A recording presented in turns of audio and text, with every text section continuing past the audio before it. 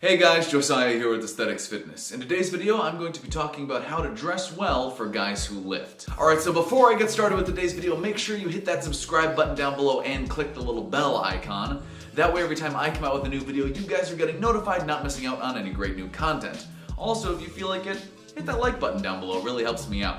Now with that out of the way, let's get started. Alright, so I did a video recently about casual style tips and how to find casual clothes that fit for guys who lift, who have a more aesthetic tapered physique, and you can check that video out right here. But in today's video, I'm specifically going to be focusing on more dressed up, more formal style, really specifically tackling suits and formal wear and how to find stuff that will fit you, make you look better, and actually accentuate your physique rather than hiding it or covering it up. Alright, now this video is not going to necessarily be a fashion or style video per se, because that is very dependent on the individual person and what your own style preferences are.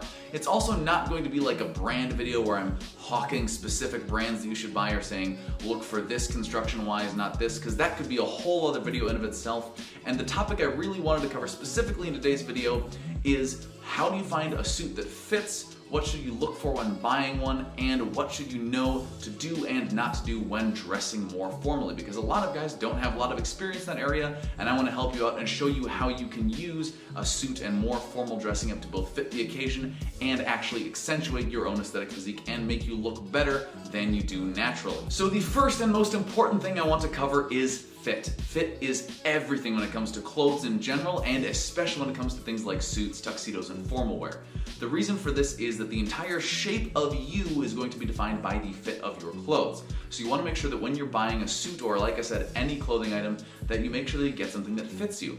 And if you're a guy that lifts and if you're a guy that has a well-built physique, how should something like that fit? My recommendation is to go with something that fits you close, that fits you snugly, but is not tight or pulling or anything that you're fighting against. And there are a couple reasons for this. Obviously, if you're a guy that lifts, you want to be able to show the shape of your body through your clothes. If you're wearing suits that are too big or too baggy or too structured, you're not going to show that. And if you're a natural lifter, chances are you might have some leanness, some definition, and some decent size to you, but not something that's just going to fill out massive clothing and make you look huge when you're in clothes. So sizing down to the point where you have something that fits you close and snug is going to really go a long way as far as actually revealing and accentuating your physique. But this can be taken too far by people who think that that means just to shrink wrap themselves in their clothes and get something that is too small.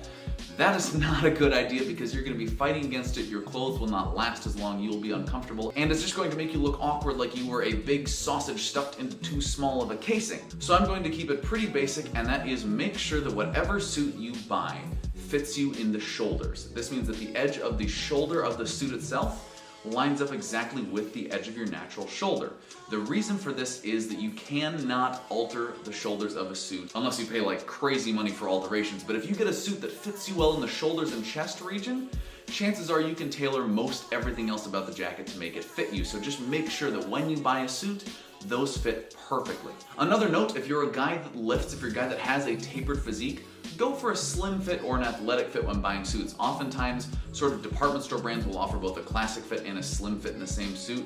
Make sure to trend toward the slim fit. Or if you're buying something higher end, higher quality from a specific brand that has a house style, make sure that the style of that brand is something that has a more tapered athletic fit to it. The reason for this is pretty obvious. The arms, the body, the waist, the arm holes themselves are going to all be closer fitting, more tapered and more tailored in a slim or tailored or athletic fit suit, rather than one that is meant to accommodate the largest range of sizes of bodies possible in order to have that more classic boxier, looser fit. And without getting into too much detail, another thing to be aware of when buying suits is the number of buttons, because that is going to very drastically change the visual aesthetic of the way the suit fits you. I recommend going for a suit with 2 buttons, because that is a classic traditional stance that is going to button low enough that it gives you that nice V of shirt showing, which is going to emphasize the overall V taper of your body. I don't recommend a hard 3-button suit where your lapel buttons up here, because that just turns you into a box and doesn't look very good. If you're a shorter guy, you can actually wear a 1-button suit, which is just going to make the jacket possibly a little more proportionate to your overall stature.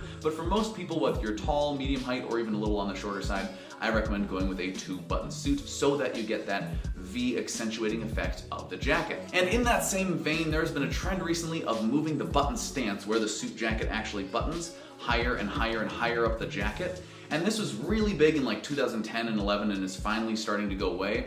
But avoid jackets with a super short tail and super high button, because again, that's going to take away from the V shape of the jacket and is going to actually make you look hippier and less masculine, because it's going to hide your chest and accentuate your waist and hips, which you don't want to do when you're wearing a suit. And while we're on the topic of that V taper and accentuating that shape of your body, one thing I recommend not doing when it comes to button-down shirts specifically is wearing them with the collar buttoned all the way up if you are not wearing a tie. The reason for this is it separates your head from the rest of your body, which leads to a really odd, disconnected look, and it prevents you from having that V shape in the open collar of the shirt. Again, a lot of this is all going to be coming down to creating that illusion of the V taper and really accentuating what you naturally have with your physique. By leaving your shirt collar unbuttoned 1 or 2 buttons, it helps create that V taper in your shirt and actually, again, accentuates the overall V taper of your physique. See how many times I can say V taper in one video, why don't you? And the next step when buying a suit after you've purchased it is, of course, to get that tailored. The reason that almost any guy that lifts and has a tapered physique is going to need to do this is because suits are meant to accommodate a very wide variety of body types, especially ones, like I said, that you're buying at a department store. They're meant to accommodate, in fact, the largest person that would fit in that size of suit, rather than the smallest who might fit with that same chest measurement. And this makes sense from a manufacturing standpoint because they can just remove fabric to make the suit smaller if you go to a tailor, but you can't really add fabric in if you need to make it wider in the waist for someone who has a more generous body to them. So for that reason, most suits in the United States have what's called a 6-inch drop to them, where the chest measurement to the waist measurement is going to be 6 inches different. For instance, if you have a suit with a 40-inch chest measurement, your waist is probably going to be 34 inches. Some slimmer athletic fit suits will have a 7 or 8-inch drop where you go down 7 or 8 inches between the suit jacket size and the pants waist size. However, for someone like me, and probably a lot of you who lift and work out frequently, you're going to have something more like a 10 or 11-inch drop. I have a 42-inch chest and a 32-inch waist. That's a 10-inch drop, and no suit off the rack is going to fit me just as it is. And one of the best things about a suit, if you get it tailored properly, is that you can accentuate your shoulder to waist ratio very intensely and give yourself a very imposing, lean appearance just by getting that waist tailored in and taken to where your natural waist actually is. Now, obviously, you don't want to take it too far. What you should do is take it as tight as you can without the fabric around the button pulling, so that it still lays flat and comfortably. Other elements of a suit are very easy to taper if they don't fit correctly, things like your sleeve length, pant length, and overall pant leg taper and pant waist size. And next up, I'd like to touch on color, and this is something that a lot of people overlook when it comes to suits, shirts, ties, and appearance, and that is how color is going to affect both the appearance of your skin tone and the actual appearance of the size and shape of your physique.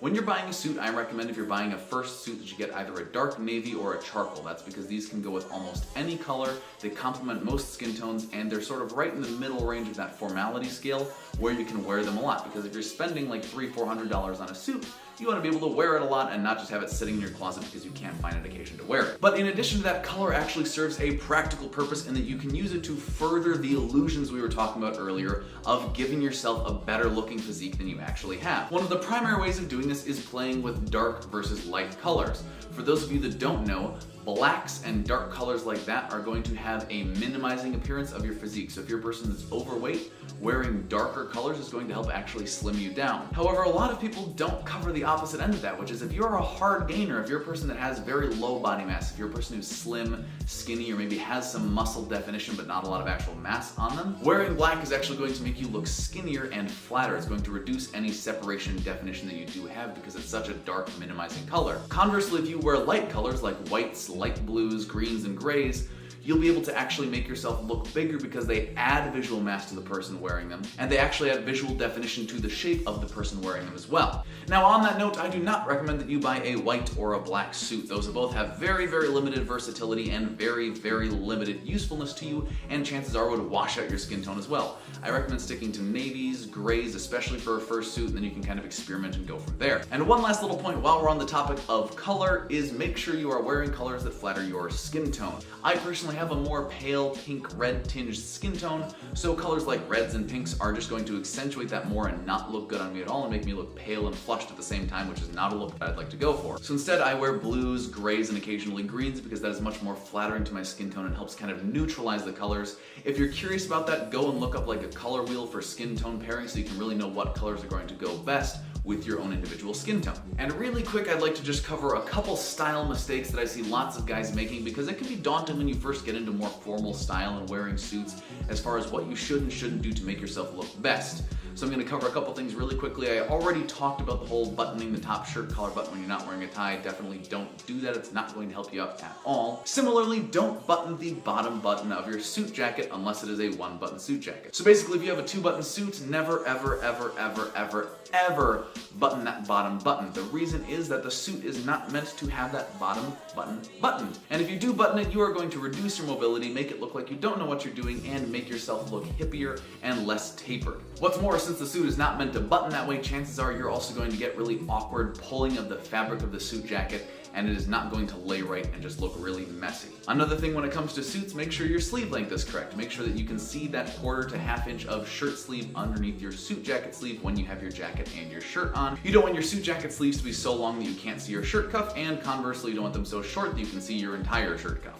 Now, if I were to give you all of this information, just leave it at that, I would be doing you guys a disservice, because I also want to tell you quick how to find these suits and things that are going to fit you so that you know where to start looking rather than having to hunt all over and have bad experiences in the meantime. So if you're in the bottom end of the price range, like sub $150 or sub $200, I recommend going somewhere like JCPenney, Macy's, or Express, trying stuff on, getting something off the rack, because they offer suit separates there, so you can buy a separate size pant and suit jacket, leaving you less tailoring to do down the road, and maybe just get the waist taken on the jacket so that it fits you a little better. And that's probably going to serve you if you just wear a suit now and again. Now, if you have a slightly higher price range and you want to get something of a higher quality, I recommend going with somewhere like Suit Supply or Spear & McKay. These are two companies that offer all wool, half canvas suits, and that's a higher level of construction than most suits you'll find in most department stores. And they offer really great athletic fitting, nice, slim, modern cuts to their suits that are still traditional and timeless while allowing you to really accentuate your physique with the style options they have there. And they have a wide range of fabrics, great suits. What I'm wearing right now actually did come from Suit Supply. It's their Washington Fit, which is their most athletic, slim, tailored fitting suit that they offer. Now, if you have a lot of money to throw around and you want a really well-made, nicely cut suit that's going to absolutely accentuate your physique right off the rack, I recommend going with someone like Gucci or Tom Ford. These are made at the Zegna factory in Italy and Switzerland. They're going to be very high quality materials, fully canvas construction, and they're going to have a really aggressive, masculine cut to them that's really going to accentuate your physique rather than hiding it. If you want an example of Tom Ford suits in film, in the last 3 James Bond movies, Daniel Craig wore exclusively Tom Ford suits. And let's say you have champagne taste on a beer budget and you want one of these suits, but you know that it is a couple $1,000s out of your price range.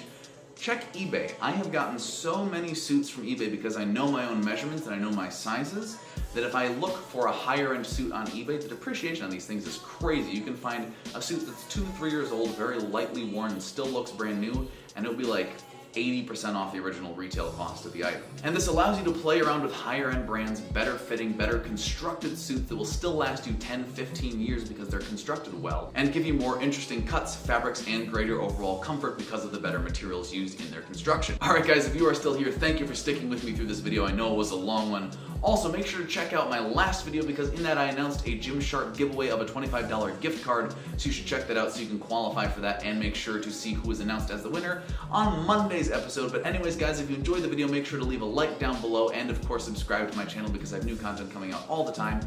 And leave a comment down below letting me know if you'd like me to do a more in-depth video about suits specifically, or if you want me to cover any other topics so that I can help you train smarter and look better.